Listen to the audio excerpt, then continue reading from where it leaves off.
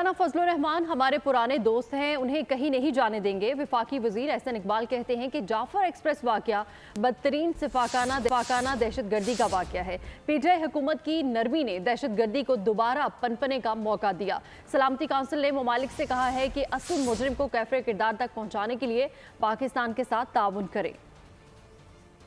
Jafar express का वाकया एक बदतरीन सफाकाना दहशतगर्दी का वो वाकया है कि जिसके ज़रिए पाकिस्तान के दुश्मन पाकिस्तान की उस मुआशी तरक्की को, सी पैक को और बलूचिस्तान सूबे के मादनियात के तरक्की के मंसूबों को रोकने के लिए अपनी बुज़दिलाना हरकतें कर रहे हैं। बदकिस्मती से 2018 के बाद जो हुकूमत आई उसने दहशतगर्दी के खिलाफ कार्रवाइयों में नरमी की, उल्टा अफगानिस्तान लाकर पाकिस्तान के अंदर बसाया।